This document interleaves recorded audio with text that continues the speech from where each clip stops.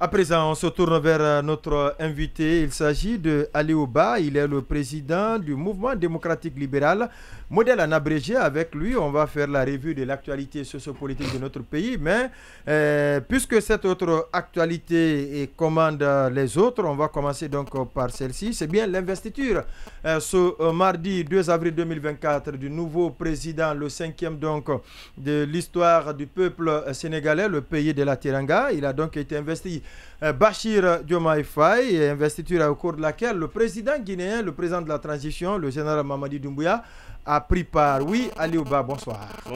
Bonsoir à tous vos Monument, première question à votre voisin direct. Oui, la question elle est déjà posée. Donc moi je ne fais que confirmer la question posée par Condé. La présence, parce que ça lui tient tellement à cœur. Il n'y a pas que Mamadi. Les jeunes, non, il était le seul présent. Le seul président. La présence des jeunes, moi je parle de la présence des jeunes. Moi j'élargis quoi. Oui, mais la présence physique aussi des chefs même. Des chefs même, c'est. Confirmer la question. Exactement, je sais ce qui vous tient à cœur. Aliou Ba le sait déjà. Posez-lui la question. Okay, la présence de Mamadi. Non, d'abord votre premier regard sur l'investiture. Bon, je ne sais pas, je vais commencer par la question de M. Condé. Merci beaucoup pour l'invitation. Il laisse la bonne question pour dire ce qu'il veut dire. Monument, il est quand même parfois ce qu'il est. Non, je pense que c'est une bonne chose déjà que nous avons tous suivi le processus qui a conduit à l'élection du nouveau président du Sénégal, Bachir Diomaye Faye.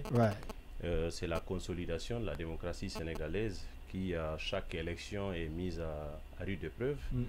Pour ceux qui connaissent l'histoire politique du Sénégal, ils savent que ce n'est pas du tout une première quand vous avez une situation préélectorale très agitée. Cela a toujours été ainsi. Et la chance du pays, qui a été le résultat d'un travail mené depuis de longues années, du président Senghor jusqu'à Macky Sall lui-même, c'est de faire en sorte qu'il y ait des paramètres de régulation et des mécanismes de gestion des crises, les institutions de l'État et les institutions sociales et religieuses. Donc il y a toujours des moyens de recours. Chaque fois que le Sénégal est en difficulté, quelquefois la tension atteint un niveau où tu penses que la société sénégalaise va imploser, il y a toujours un facteur régulateur qui ramène tout le monde autour de l'intérêt général et chacun prend ses responsabilités et c'est le Sénégal qui gagne. Vous savez, dans un contexte comme celui-là, lorsque les institutions ne sont pas mises à l'épreuve, vous ne pouvez pas mesurer aussi leur degré de compétence et de solidité. Donc c'est important que c'est une société humaine, l'homme a ses tentations. On a vu ce qui s'est passé aux États-Unis avec Trump qui avait les mêmes velléités de contester la transparence du scrutin. Mais les institutions américaines étaient aussi à l'épreuve et ça a sauvé les États-Unis. Donc nous sommes tous des humains et surtout pour le pouvoir, presque tout le monde, il n'y a pas de bons dirigeants, en tout cas par rapport à l'envie de partir du pouvoir, de quitter le pouvoir. Il y a plutôt des institutions solides et des sociétés bienveillantes et je crois que le Sénégal a eu cette chance, mais ça c'est aussi le résultat d'un travail acharné de Sénégalais de génération en génération. Aujourd'hui, c'est la jeunesse sénégalaise qui a choisi quelqu'un qui lui ressemble.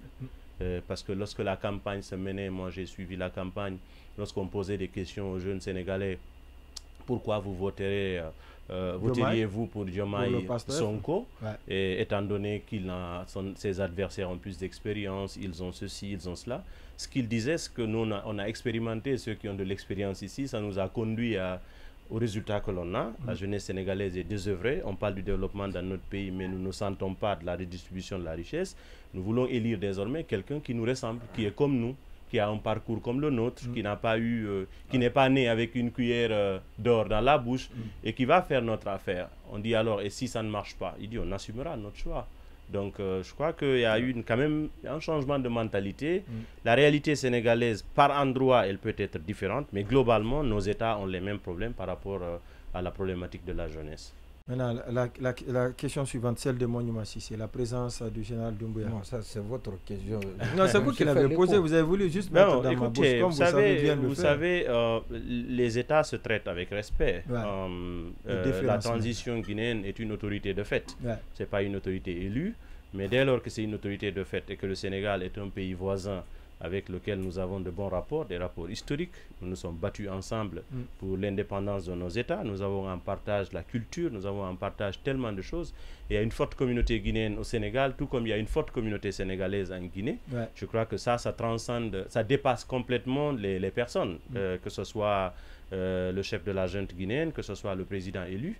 Donc ces considérations-là sont au-dessus de ces différents intérêts. Et je crois qu'à cette dimension-là, inviter la Guinée, c'est la Guinée qui est invitée, et comment la Guinée va se faire représenter dans un tel contexte, c'est l'autorité de fait qui représente la Guinée. Mais il doit revenir avec quel enseignement? On a vu un ancien président repartir, saluer la dernière fois. Je trouve que c'est très important.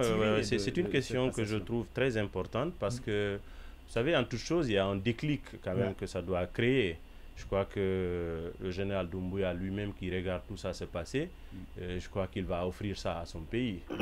Il doit le faire. Ce n'est pas une question de sentiment personnel parce que c'est ce qu'Alpha Condé nous a privé en 2020. Si on avait eu un président qui s'était ressaisi et qui avait pris les intérêts du pays en compte en dépit des tiraillements politiques à l'époque et qu'il avait décidé de renoncer à ne pas briguer un troisième mandat et qu'il aurait été le garant de l'organisation des élections en 2020 et passé la main à son successeur élu, je crois que la Guinée aurait connu la première véritable alternance politique au pouvoir et je crois que ça allait faire partie de son héritage.